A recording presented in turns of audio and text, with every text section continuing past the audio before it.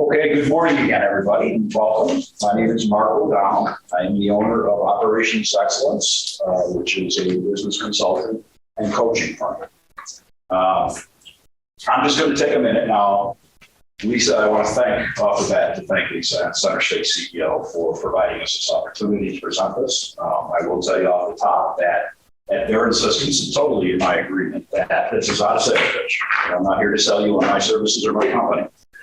But what we have is really something that I find very interesting after communicating with Lisa, Center State CEO. I think this is something that I feel strongly about because this is a core of everything that I do in my business. This is really a core behind everything. Okay. So back up a little bit. I want to take a minute to introduce myself a little bit so you understand who I am, where I'm from. I'm not just, a guy that came in off the street in a halfway decent suit and a very wild tie, by the way.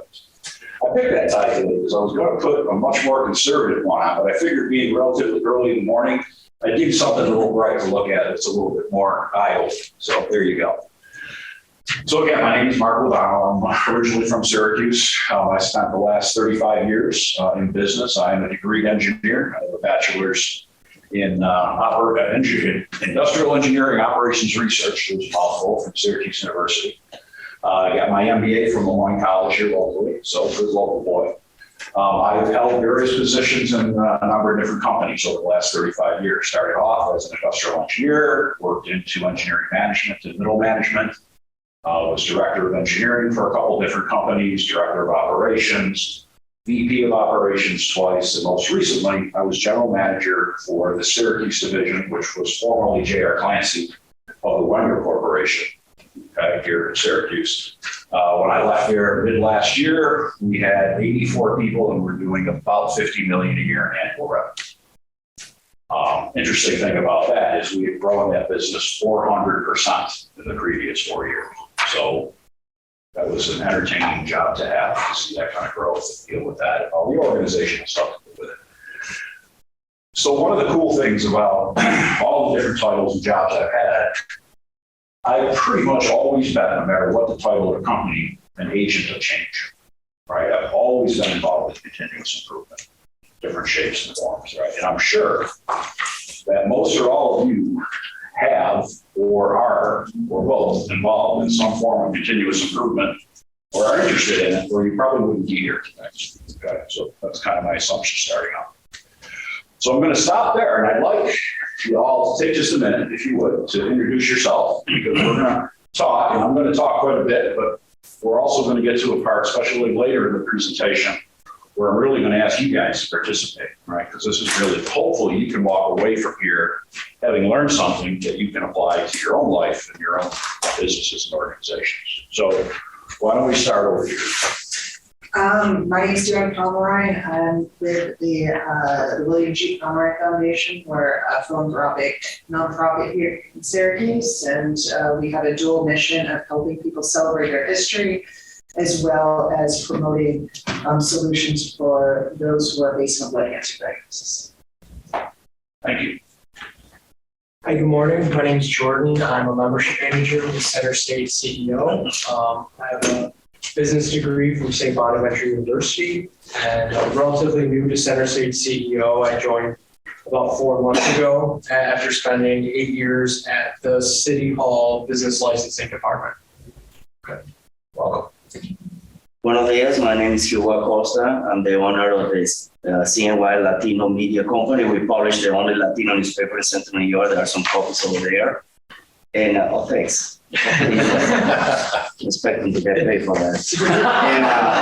And we also have other Hispanic media outlets, including a radio show, a podcast, and email blast and stuff like that. And I'm here to see if this formula could be applied for not only my small ethnic business, but also in the media field. Great. Super. Thank you. Hi, everyone. My name is Brenna Sherman. I am a member engagement and operations coordinator for the Greater Western Fulton Chamber of Commerce. And that's all I have right now. So. Welcome.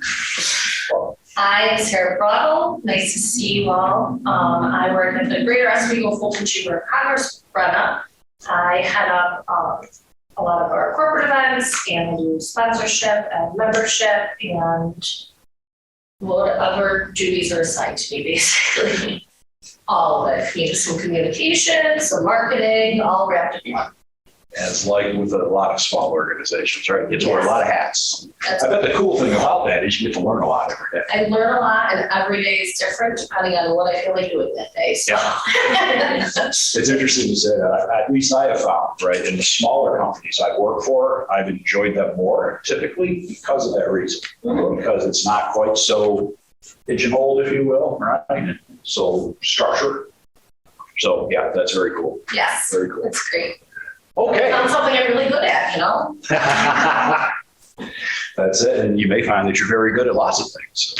Who knew? There you go. Okay, so let's jump in. Again, we're going to talk about the formula.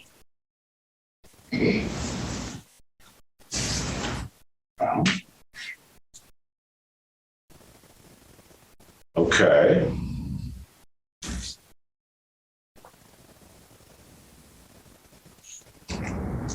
Not working? No. Bummer. I guess I'll just have to pop back your technology. I got my phone. I'm stuck. Hey, Liz. Yeah. Hang on. Do it this way. There we go. Okay. So let's talk about the goals of the summit. First is to introduce you to the formula, which is really, as it says up there, a methodical, comprehensive approach to driving tangible, measurable, improved results. And you're going to see this applies both organizationally and individually or personally. And I'm going to actually share an example from my personal life where I've used this formula to drive improved results. Is it working now? Yep. Okay. Well, you know, This way. told you, an engineer, you got to have like written directions or something. Still not working? Point it towards the computer. All right, got to press it twice. All right, so what we're going to do is at the end of the presentation, what I'm going to do here, kind of, to you, good engineer, I'm going to walk you through the formula. We're going to explain the formula and how it works, what it's all about. And then I have some very concrete examples from the real world. All right, some organizational, some individual. And then we're going to talk hopefully about a couple, talk through something that maybe you have. And all we need to start that is what improved results are you looking for? It could be individual, it could be organization. Okay. So that's the whole, what we're going to do.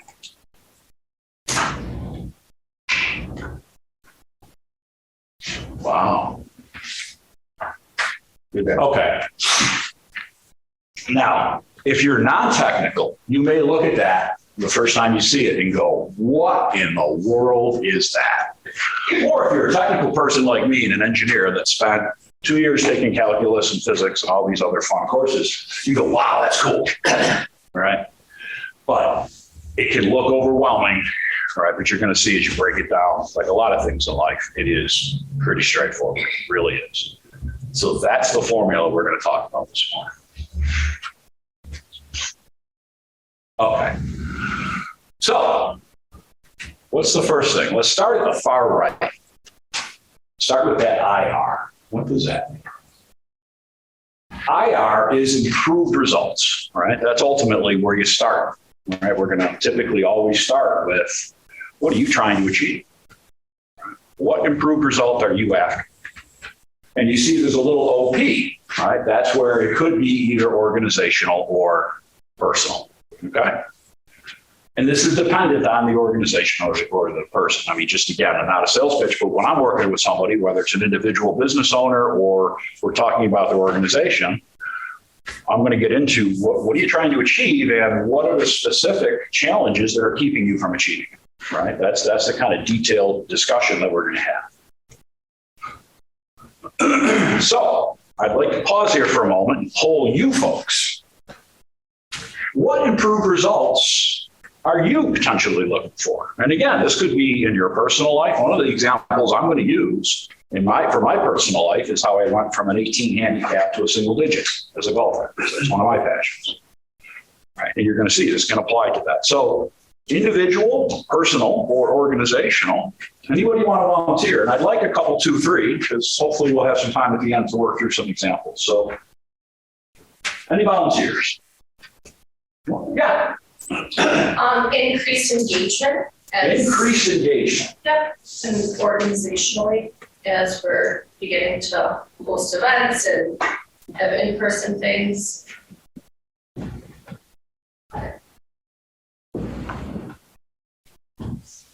Okay. These are your improved results that you're looking for. And even though I print, my mother kids me that my handwriting is so bad I should have been a doctor. So, not the best writing, but hopefully you can read that. Other improved results. I would say stronger managerial capabilities, just improving. Okay.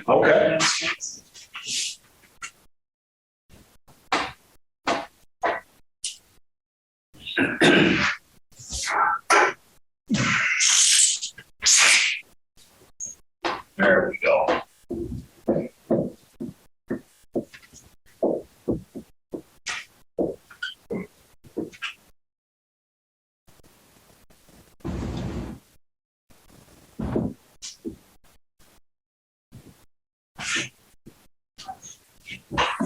Okay. Others? One other at least. Yes, sir. I have a sales goal every month, and I was thinking to double that I have a bar to double that each month would be cool. Excellent.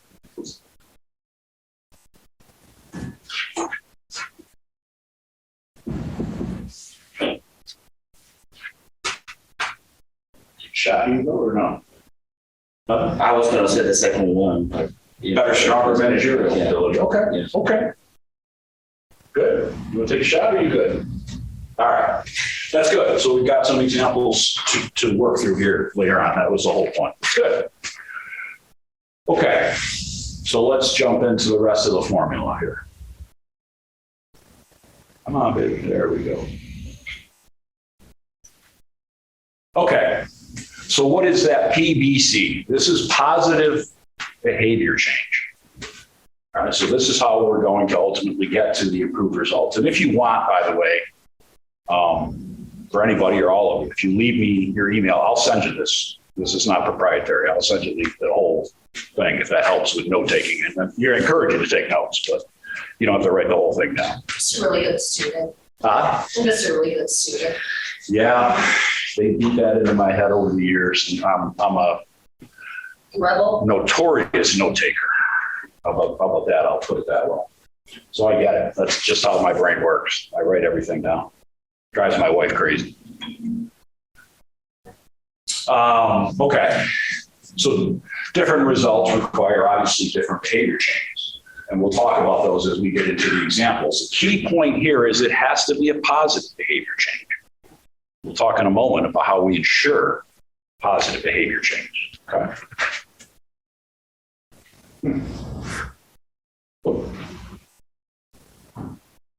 All right, so how do we ensure that? Now we do want to jump to the next slide here.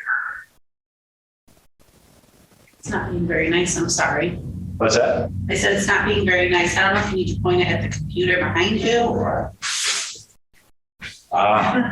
There's a trick. Okay, so we do that first off by goals, all right, by establishing goals that will ensure we're going to drive to positive behavior change.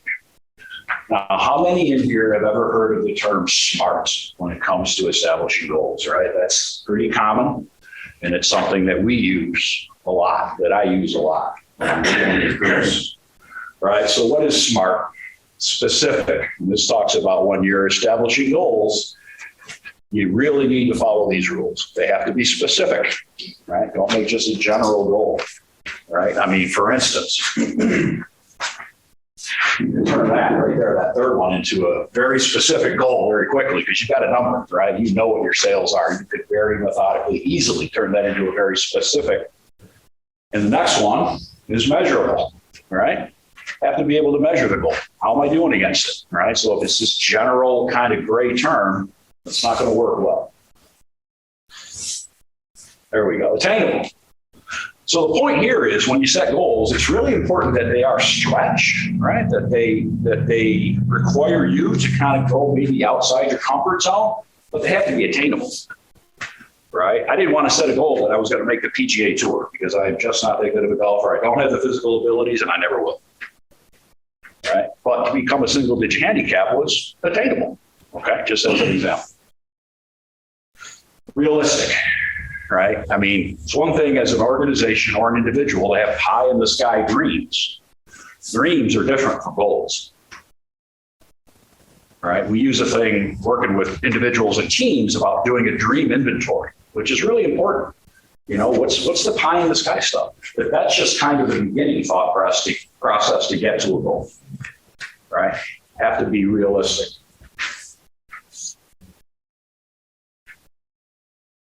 And time sensitive, right? That's that last piece of it. So, you know, I'm going to do X by a certain date. You know, I'm going to do Y by a certain date. Right? That really allows us to hold ourselves accountable, right? Which is also very important in goal setting and achieving those goals. Okay. Any questions on that? That's a really important thing. And again, I know some of you would raise your hands and are familiar with SMART, some didn't. What's the difference between attainable and realistic?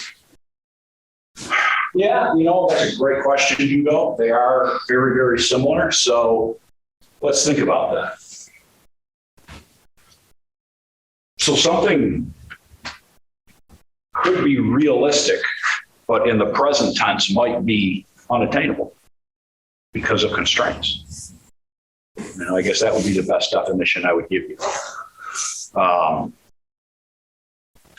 For instance, I'll go back to the silly example, maybe for some of you, of the golf handicap, right? And you'll see when I get into that I literally had to break it down to go from an 18 to a single digit. To say I wanted to go to a 12 handicap first, right? It was realistic for me to have a goal of having a 9 or an 8 handicap, but it was not attainable until I could get to a 12. And if you know something about golf, this gets a little bit into semantics. It's actually easier to go from an 18 to a 12 than it is to go from a 12 to a 9. Mm. And that's because of the nature of the game, right? It's a lot easier to shave those first 4 or 5 strokes off. But once you get down to a 12, right, now it basically says I have to have almost no major mistakes in one round of golf to be able to do that.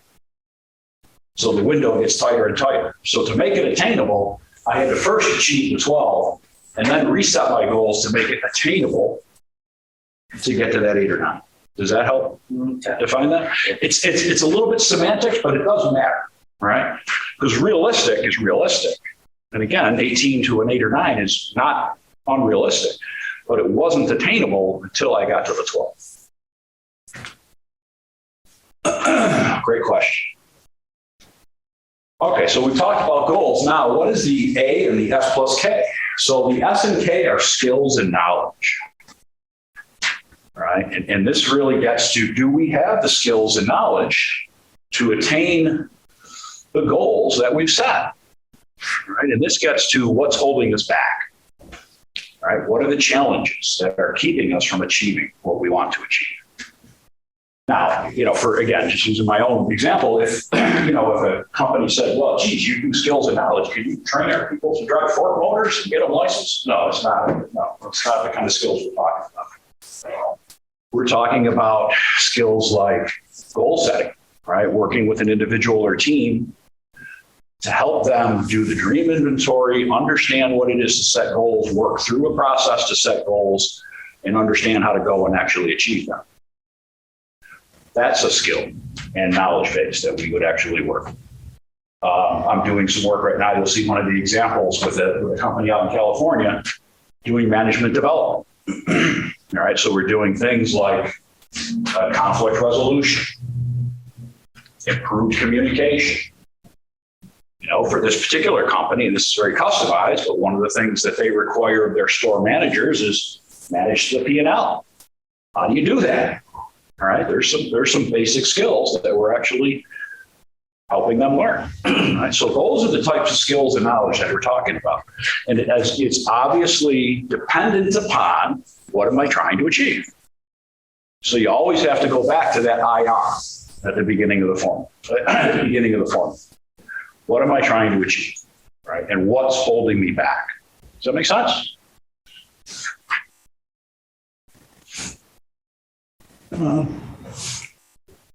Goodness. There you go. And here's where we get to the fun stuff. A is for attitudes.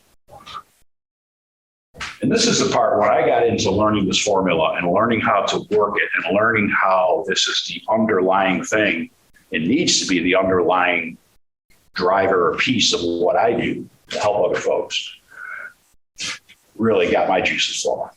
Because to me, this was kind of the missing ingredient in the sauce, right?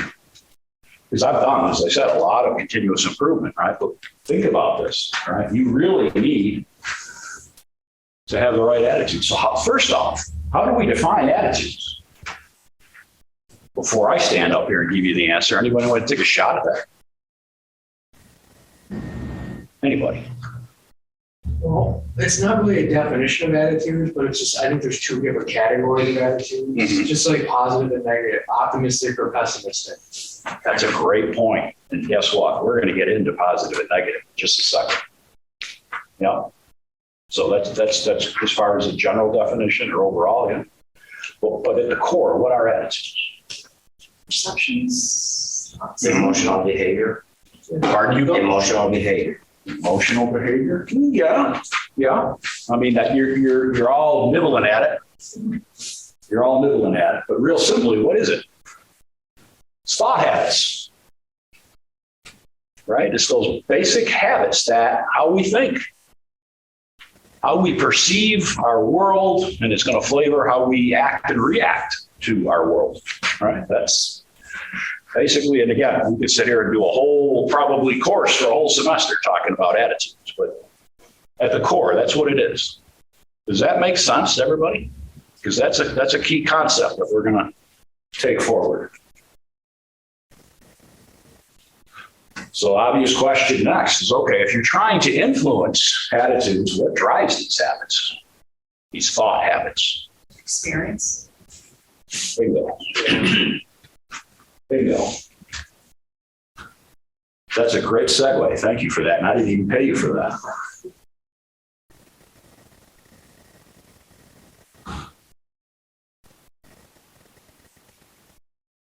Values and beliefs is what drives our attitudes. And where do those come from? We're going to talk about that little box over there in just a second. So, and you can do your own research. I did, right? Being the good anal retentive engineer that I am, hyper obsessive about things. When they presented this to me, I didn't take it at face value.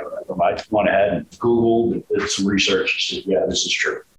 Behavioral science, and there are mountains of studies and evidence, right, that says that most of our core values and beliefs are formed between 6 months old and 5 years old. So we have all this stuff that forms and flavors. Now, it doesn't say that we can't change. And, the key thought to this whole seminar is that we can change our attitudes. We can influence our attitudes.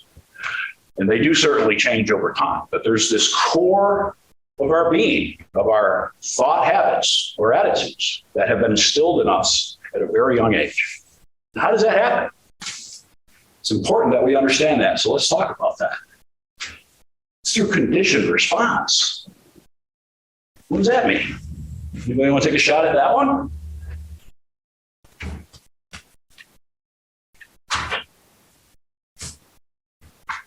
What did your mother or father say to you the first time you were a little kid, now less than 5 years old, and you came to a street corner? Oh, look both ways. Look both ways. Okay. Don't cross the street until you look both ways. Or don't cross the street without an adult. All right, everybody, I heard that. When you had something sharp in your hands in the house, what did mom or dad say?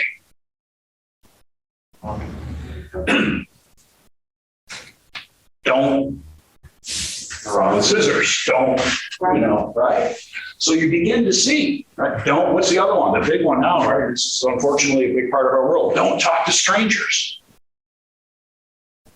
All right, so think about that conditioning that we got, right, as young kids. How much of it is negative? By nature, and again, it's not a knock on our parents, right? They were all doing what? Trying to protect us, right? Like a good parent would do for their child. But much of that conditioning is negative. That 23% in the box and 77% negative, that's that early conditioning. 77%. This is, again, it's not Mark standing up here saying this is what I think. This is from mountains of evidence from behavioral science. So much of our early conditioning is negative, only 23% is positive. Most is based on that negative reinforcement. So again, there's the examples. Those are just a few. Think, right, about our own. And if you're a parent, think about what you say. Right? And again, that's not a knock on your parenting or your parents' parenting skills. We're just trying to keep the kids safe. And that's what our parents were doing, right? So again, this is not, I'm not picking on my mom and dad. I'm not picking on yours. This is just the way we were taught. And this is the way that conditioning has an impact on us. I'm glad that was developed by 6 with my kids, because now it's like a little more aggressive as they're older. Actually, I didn't put it in here, but there's a section when I was taught the formula that gets into the negative reinforcement and how it continues past 6, but it uses some phrases with teenagers. Yeah, Harper, can you shut the door? Honey, can you shut the door? Now. Shut the darn door. Yeah, right. And, no, you can't stay out after the trauma 11, yada, yada, yada, right? Yes. Yeah, I'm sure like a lot of you, I put my parents through a special kind of stress as a teenager. I'll leave it at that. So now what's that V plus B, 88% function of C? Oh my goodness, right? That's where I go. Oh my God, that looks like calculus. 88%, right? This represents during approximately 88% of our day, our brains are functioning, our behaviors, right? Which means our brains are operating below the conscious level. What does that mean? Think about this for a second. When I first saw this, I went, huh? That's a big number. 88% is a huge number. Let's think about examples of things that we do that I am not consciously thinking about. How many people think about when they tie their shoes? I tied my shoes this morning. I can tell you, I didn't think one. I was probably thinking about this presentation, thinking about driving in, thinking about the rest of my day, etc. How about driving to work? How many of you have ever had this experience? And I'm raising my hand very, very high because I'm great for this, right? I will literally leave my house when I was driving to work to the office every day. And I would get to work and not remember the act of driving. Any of you done that? Tell the truth. I've heard that before, but I never clicked with me. Like, I don't know what I didn't follow it. Okay. See, I'm a great one, right, for thinking as far as ahead, right? Ahead, plan. Certainly, the last several jobs I had were enough responsibility that, I was already in my second meeting of the day before I, mentally, before I got to the office to park my car. I'm already thinking about all the stuff that's got to happen and the things I got to do that day. That's very common for all of us. So what's that tell us? What does that tell us if we want to impact our attitudes and change our attitudes? This is where we got to go. If most of our actions are driven subconsciously, this is where we got to go. We got to get at the subconscious. How do you change that? Wow. Anybody else want to take a shot? Any other examples you can think of, by the way, of behaving based on subconscious thinking versus conscious, things that you do every day? I mean, I've got a few others, but anybody else want to take a shot? Because there's lots of them. I take a vitamin D pill every morning. Yeah. It's super hard to remember if I'm taking it or not. Yeah, because it's become just part of your routine. It's just a quick thing, and I'm just like, man, like, and I try to think, did I hear like the battle of the? Yeah. Did I do it or didn't I? Look at the bottom on the shelf. Because it is subconscious. Yeah.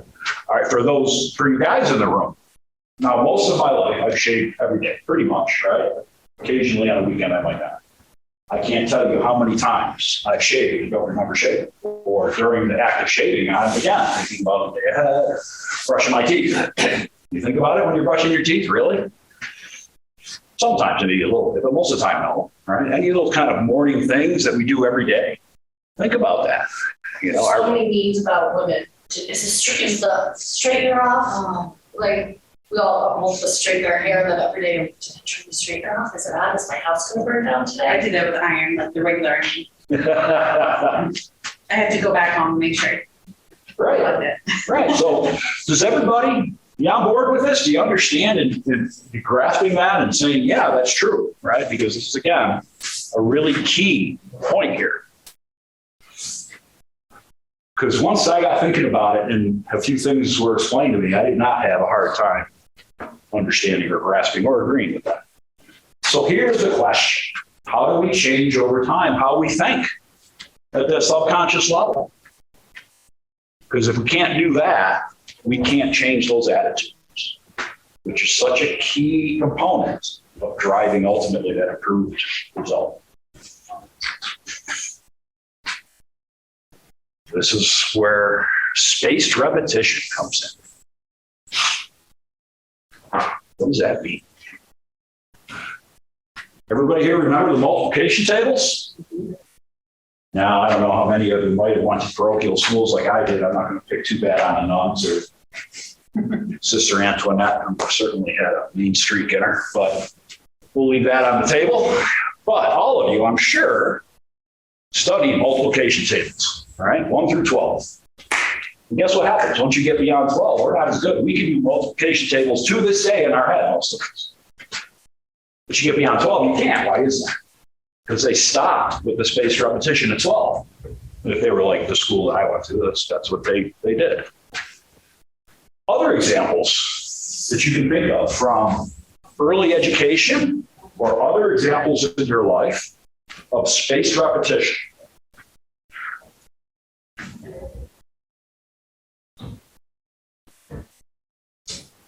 Learning cursive writing. Bingo. Absolutely, right? In the classroom that I still remember it vividly as a little kid, they had those signs over the chalkboard with the uppercase, lowercase, right? And the proper.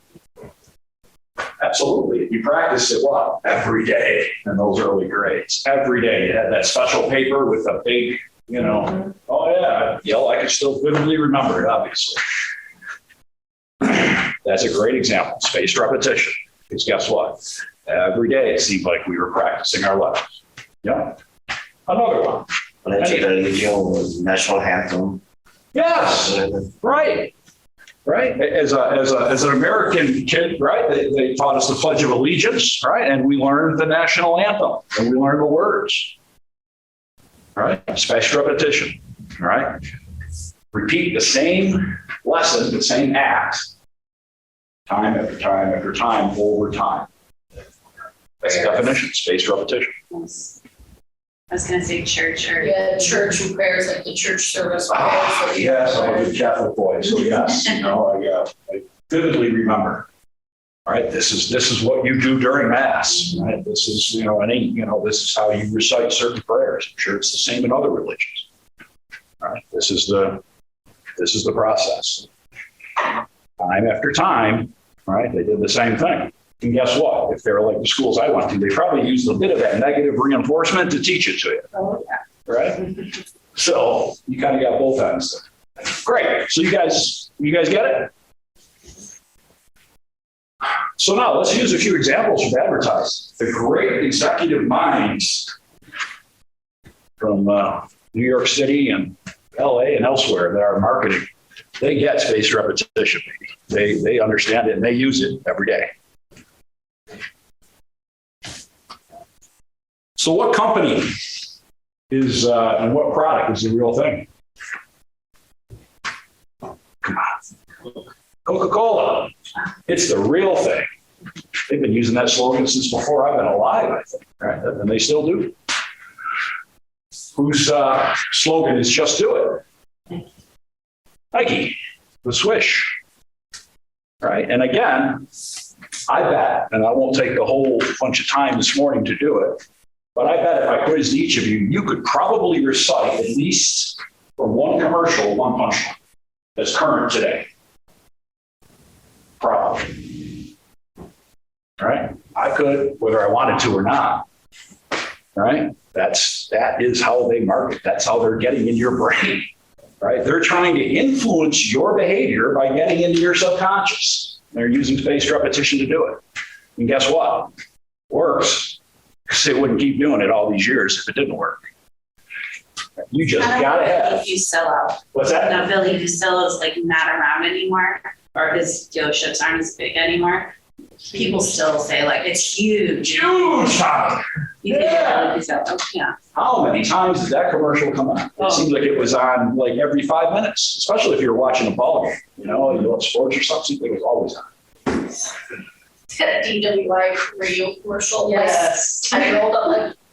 Yeah. All the time. Right. We're the DWI lawyers. Right? But again, think about it. What are they trying to do with that? That in a moment of need, you're not going to consciously think you're going to pick up the phone and call them because it's already here. Right? They have implanted that through spaced repetition.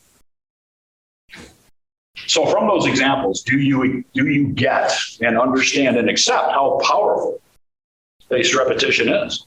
Because they wouldn't spend the billions of dollars they spend every year if it didn't work, because it does. Okay. Come on. So how do we use spaced repetition to drive those changes that we want to drive in how we think and how we act? This gets back to that attitudes in the formula, right? How do we influence that in a positive way, in a way we want to influence and drive to those improved results that we're trying to achieve? Right, here's the $64 question. Believe it or not, it's not rocket science. So here's a fact, and again, all based on behavioral science. One exposure to an idea, one exposure, results in only 2% retention after 16 days. So after a little more than 2 weeks, you're probably going to forget most of what I said this morning. Maybe by the time you go and have lunch today, I don't know. I hope that's not true. But you will likely forget it unless you have continued exposure to it. Anybody not agree with that? Want to challenge that concept? Can everybody think about having the experience of reading something once and then a short time, a week or two later, not really recalling much of what I read? Now, for me, again, maybe I'm a little older than some of you, maybe not all of you, but I can read something and sometimes I got to go back and read it 3 times before it really, right? But do you all accept that? Because that is true. And I can tell you from experience and working with individuals and teams now for a while, in the role I'm in now, that it's absolutely true. So what's the opposite of that? How do we flip that coin around, if you will? So here's what behavioral science tells us, is that 5 to 6 exposures to something over 6 days, just over 6 days, 1 week, results in 62% retention for 15 years to life. Wow. How powerful is that? Now, as an example, I'll use the example of the company in California that I'm working with now. It's my biggest client. I was talking with Lisa a little bit before the presentation. We're doing a management development program for some store managers and future store managers for this air conditioning distributorship in California. One of the things that we do, and this would be true in any development program, but I'm using that as an example, right? Every week they have homework. We're doing a facilitated event, which actually I have today at 12 our time for our weekly events. But their homework, they have to read the chapter or listen to it. And they have it either or, their choice, audio or written form. They have to read it 5 to 6 times every week, once a day. All right, and I quiz them, and they're starting to get used to it because every day, every Thursday, I start. Okay, how many of you read the chapter 5 or 6 times? And they're, now there's more of them raising their hand, right? And the other way we address that is through the event week. We're constantly building on the concepts that we've already worked through, so it's reinforcing. Getting them to go do things during the week that reinforces those same concepts. So through reading, through assigned actions, it's spaced repetition. Right? Because the point is, not that they pass some test at the end of the 10 or 11 weeks, that we're done with the session. The whole point is that they walk away with skill sets that now they can go use for the rest of their life. Right, so that's an example of utilizing that concept. That's how you can use it.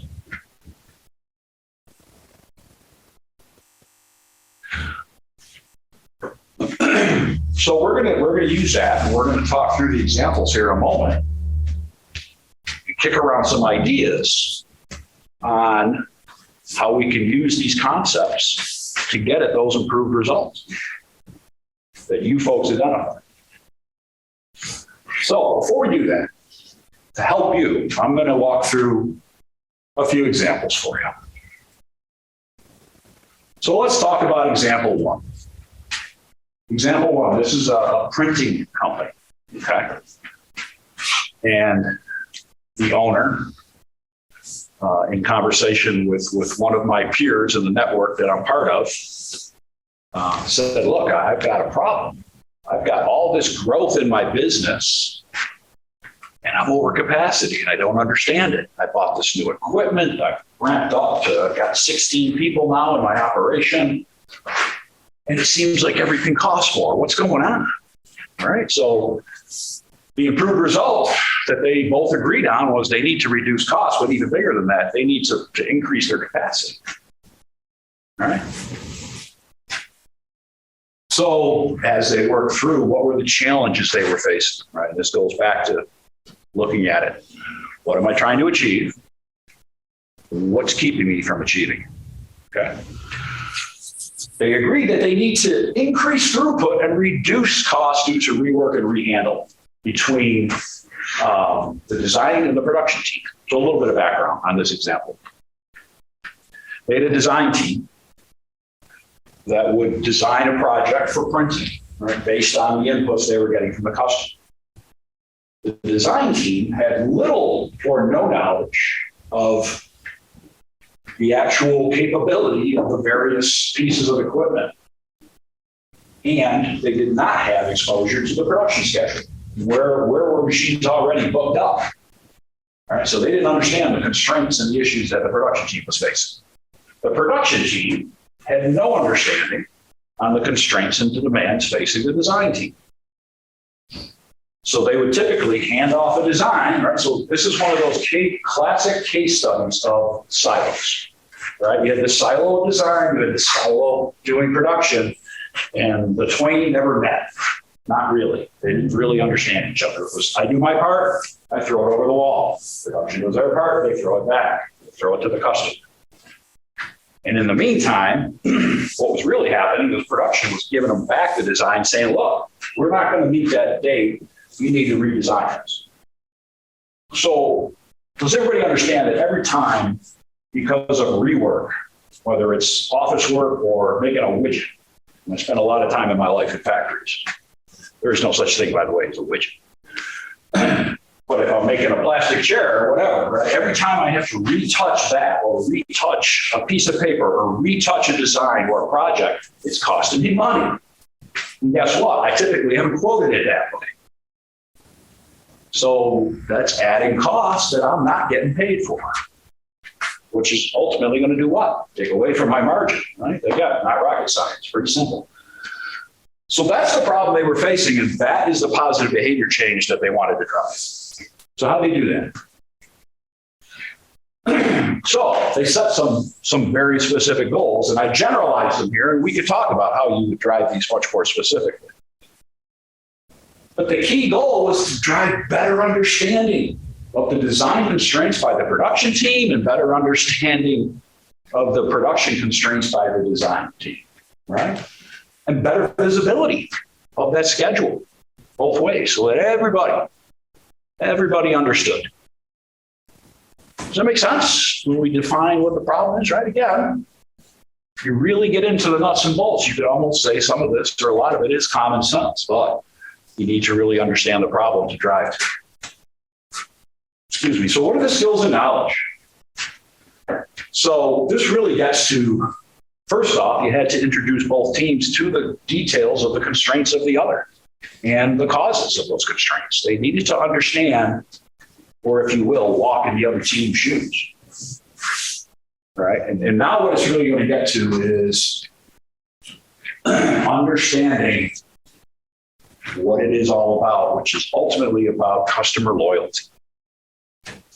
Right? I'm not talking about customer satisfaction. What's the difference? Does anybody want to take a shot for a second at the difference between customer loyalty and customer satisfaction?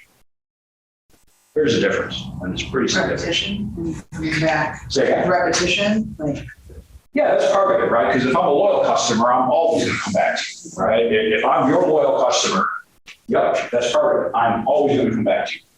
Because guess what? We have a relationship, right? So that's the key point. So you got it. Customer loyalty is about a positive relationship. A satisfied customer satisfaction is a happy customer. Doesn't necessarily mean I have a long-term relationship with you. Doesn't mean every time, without question, pretty much, I'm going to come back to you. That's a loyal customer. What's the other piece of a loyal customer? Trust. Trust, that's part of the relationship, yeah. But what's the most valuable advertising you can get as a business? Word of mouth. Think of it. I'm going to recommend you. When somebody asks me, hey, if she's a print shop, you know a good print shop? You should call her. We've been doing business with her for 20 years as their boss. And guess what? If you know me and trust me, you're going to call her. You're not even going to look for somebody else. Awesome.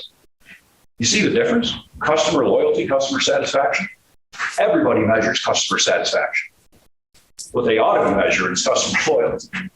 Right? That's one of the things that we work on with our clients. So the point here is to get these groups to teach them the concept of customer loyalty and to look at each other as customers, internal customers, and to understand the concept that if I have a strong customer loyalty relationship internally amongst all the groups in the company, guess what's going to happen? I'm going to have pretty loyal customers on the outside. And that is ultimately the whole point of the game. Because no matter what I'm doing, if I have loyal customers, I will be successful. Okay?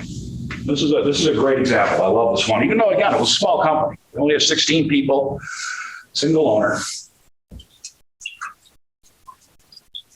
So now let's get to the attitudes. This is kind of what I was getting at a moment ago. We really need to help both of those groups to see each other as internal customers and to understand that concept of customer loyalty and how that translates right into that external customer loyalty. How do we do this? Right? Again, it's that spaced repetition. It starts with them reading or listening to some material every day over the course of a week. You keep introducing new pieces of the concept, building on one concept to the other. And then you sprinkle in actual actions, spaced repetition, exercises, right? And guess what? You don't let them pick partners for these things, you pair them up with somebody from the other group. Again, none of that is rocket science. If you step back and think about it, that makes total sense when I understand what I'm trying to get to out here. That's specifically how they drove to this result, helping them change that attitude. So that at the end of the day, not only did these people have a better understanding of the mechanics of how their business worked, right? Because now you had design people that saw the production schedule, understood the constraints of the various machines. And you had production people that understood the constraints the design people were under. So there's a bit of a technical piece there, right? But what's the bigger piece even than that? They truly began to see each other as customers and truly understood that for them to be successful in their job, what they got paid for, and for the company to be successful, they needed to develop that customer loyalty internally, building that relationship based on trust. And that, in turn, helped them continue to build customer loyalty externally. Questions?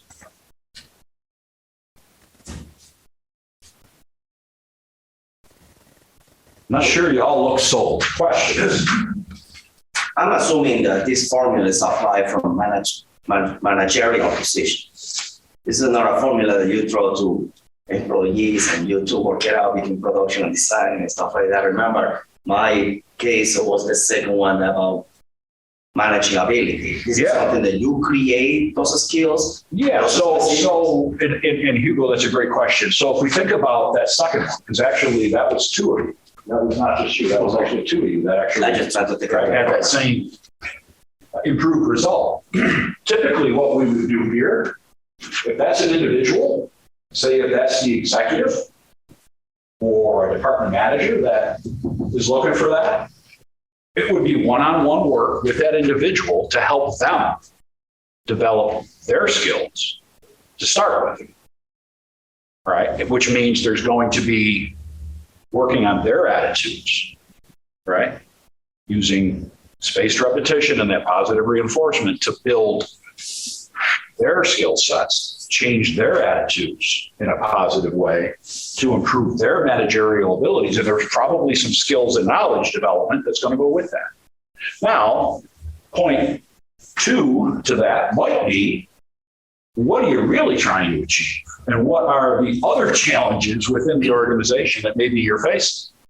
Maybe there's some skills and knowledge development that needs to happen with other folks.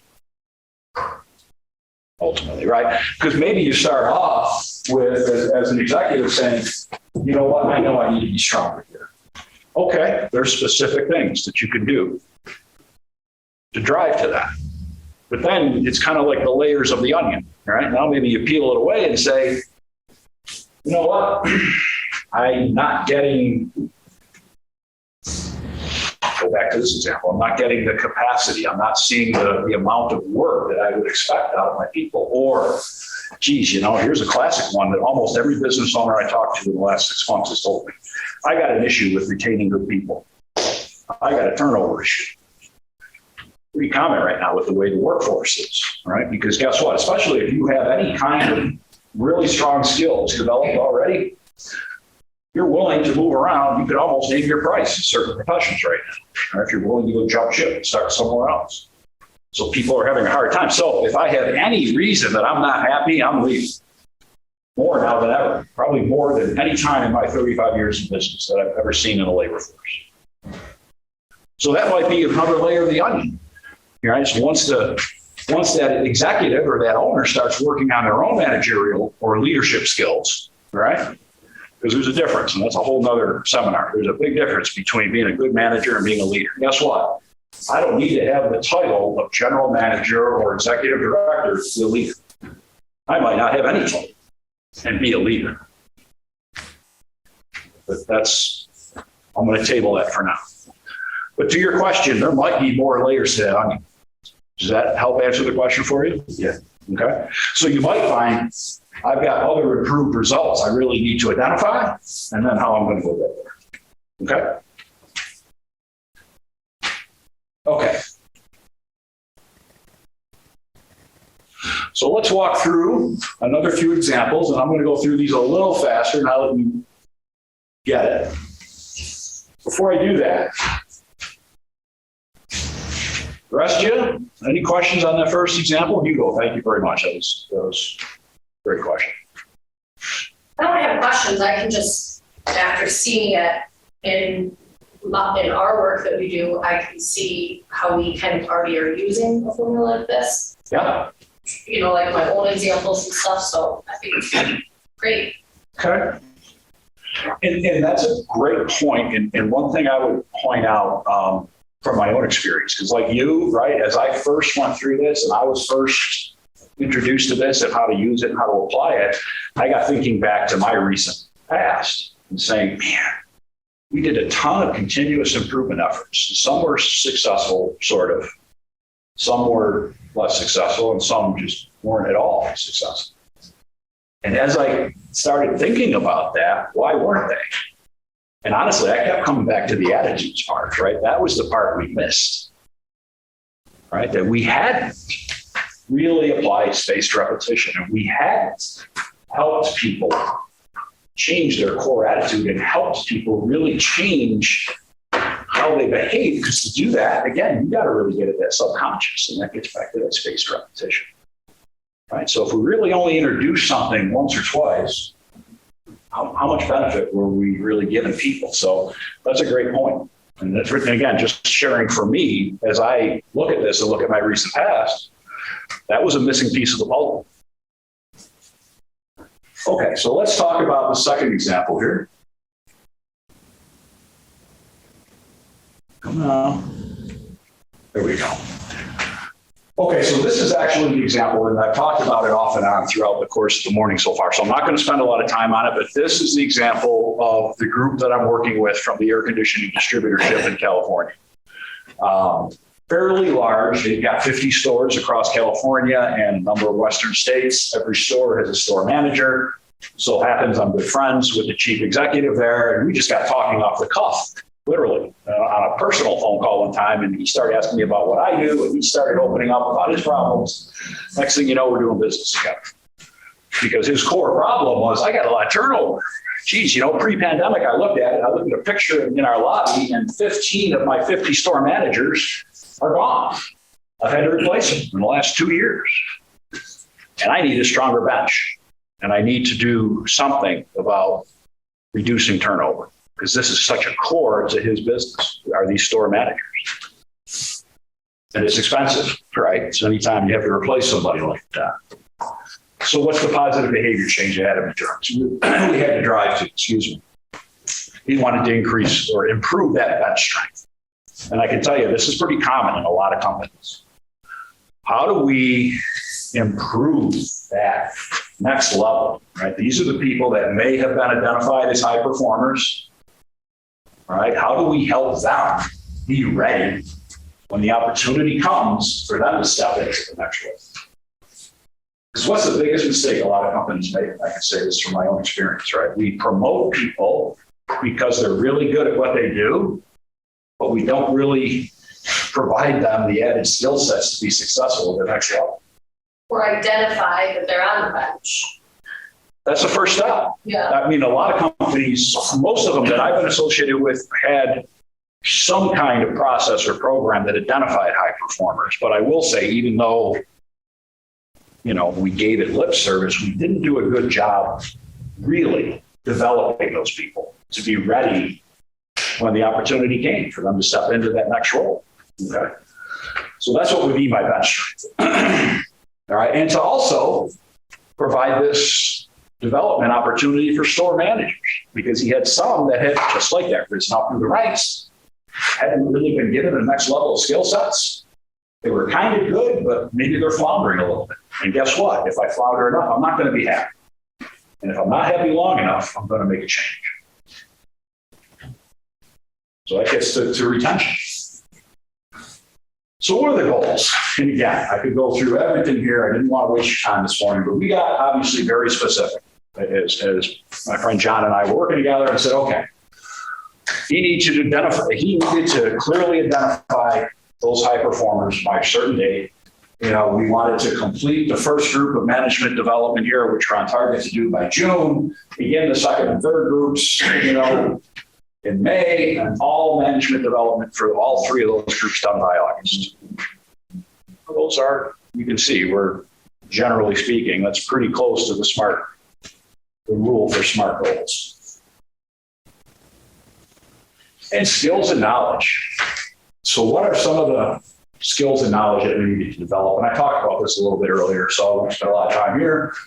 Leadership, influencing others, time management, goal setting, building action plans, a whole bunch of stuff to really help them build a skill set to be successful managing a store, managing other people. One of the key ones for my friend, who's the senior executive, chief executive there, is that managing the P&L. Because, by the way, he tells all the store managers, and he lives by this, they all love him for this. You run that store like it's your business. He gives them a lot of freedom. But to do that, darn well, right, if you're going to be accountable to the numbers, you better understand a P&L, not just the numbers, but what's behind the numbers and how to influence those numbers.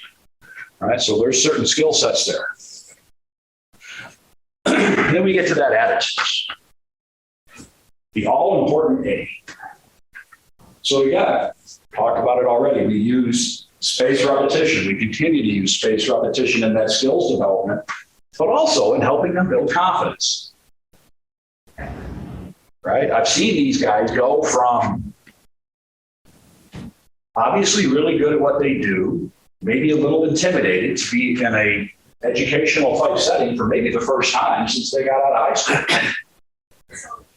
to opening up and being really engaged in the conversation. And how do you do that? There's a certain skill in facilitating and allowing them to do that, but that's a really important part of the whole process because we want them to walk away with confidence. I can do this. I'm ready for the next step. Make sense? I'm going to pause there. Any questions?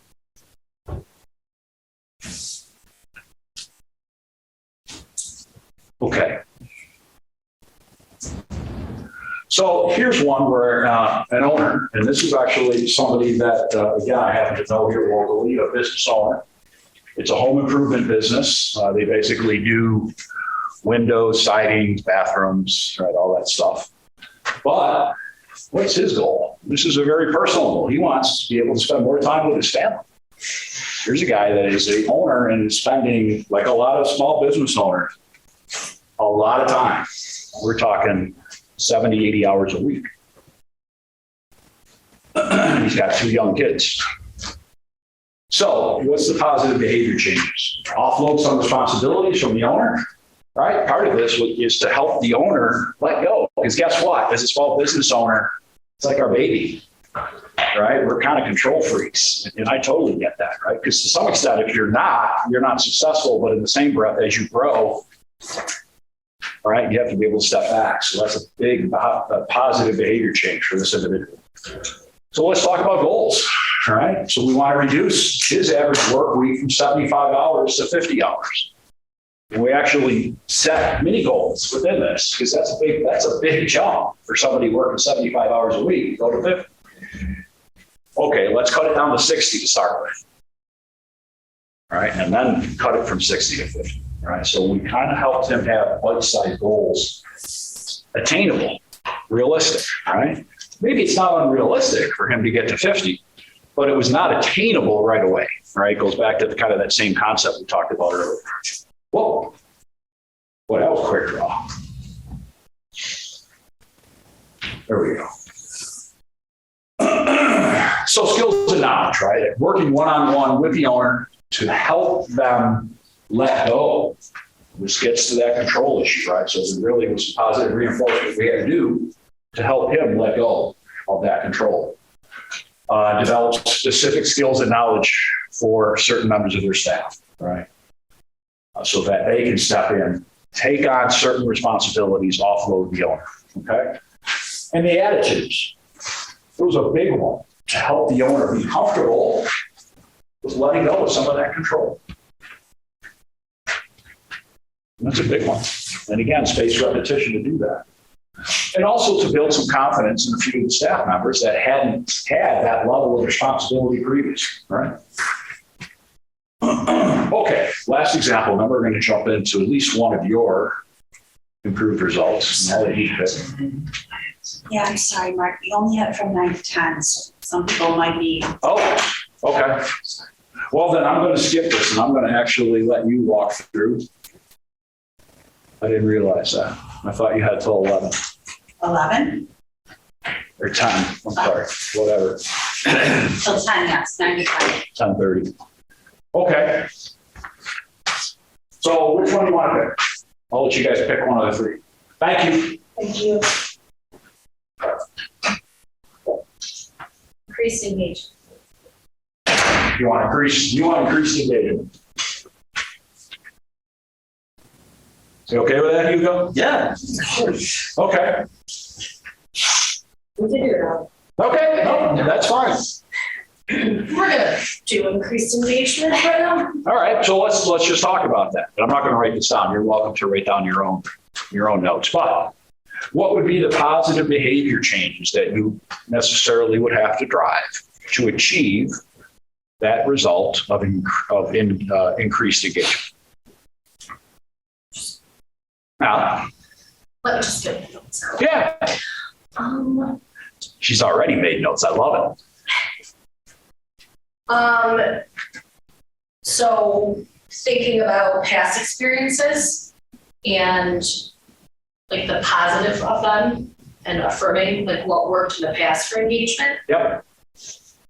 So improving that so it's not negative instead of, oh, not so many people attended, this is what we did well, and focus on that. Okay, yeah, no, you're definitely on the right track because you want to look at what are the challenges keeping us from having increased engagement, right? And so looking at past experience is exactly how you're going to answer that question. So you're spot on. Spot on. Okay, so you're going to work through that.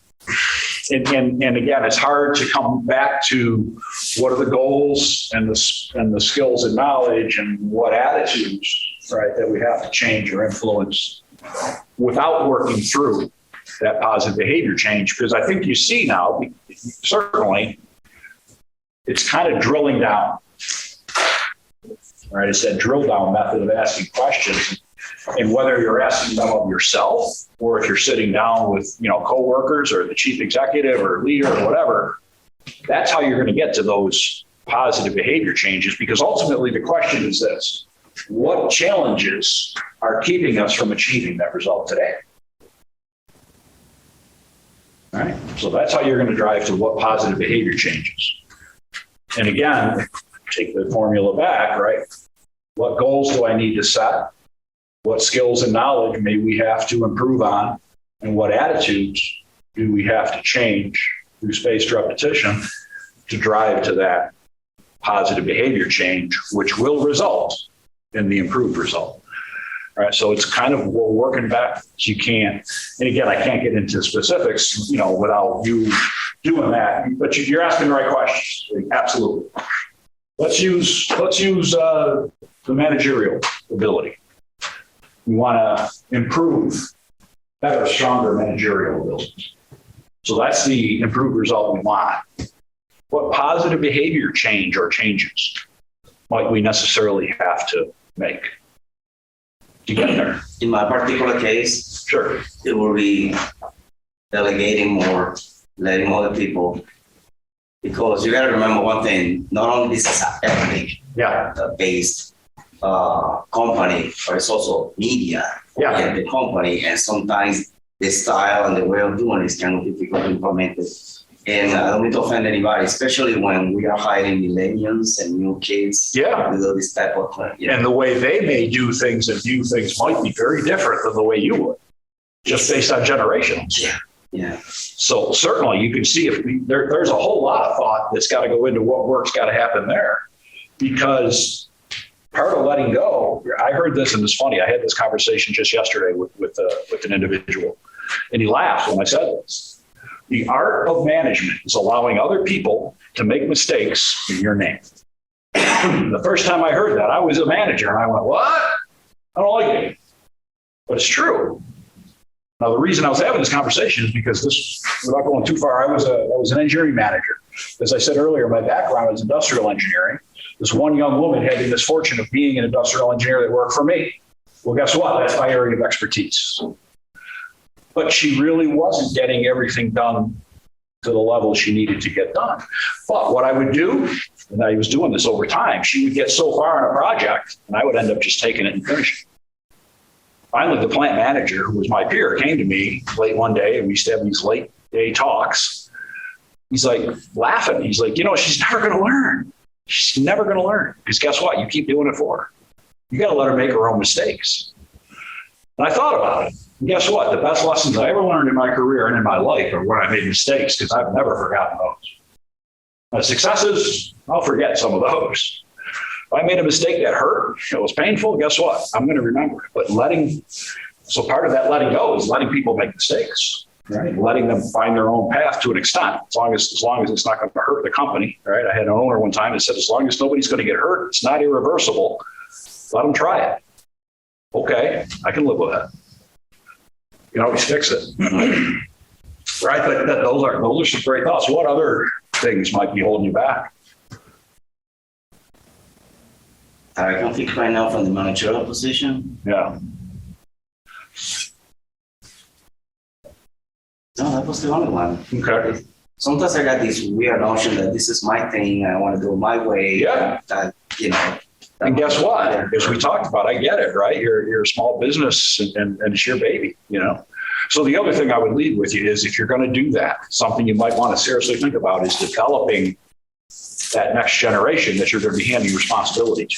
Because for them to really be successful, as we talked about in some of the examples this morning, they may need some help developing skills that they don't have yet. And it will also instill confidence in them, right, to be able to take on that responsibility.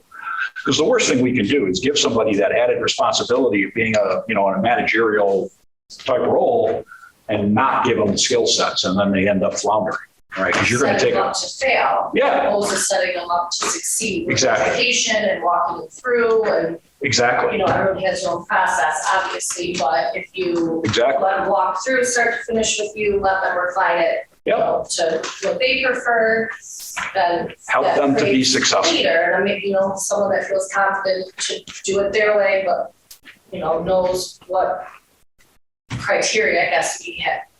Exactly, right? I mean, that happens unfortunately in a lot of companies, and it ends up driving a lot of people to leave because they move to the next level and they flounder. And it's not their fault to an extent. They haven't been given the skill sets.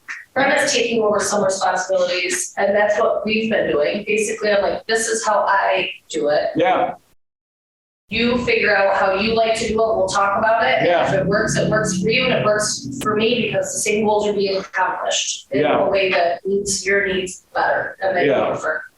and again, this is not a sales pitch, but if you want, take one of my cards with you. I mean, I do one-on-one coaching. It is one of the things I do. And, I'll tell you, I've gone through all the processes and whatnot that I utilize.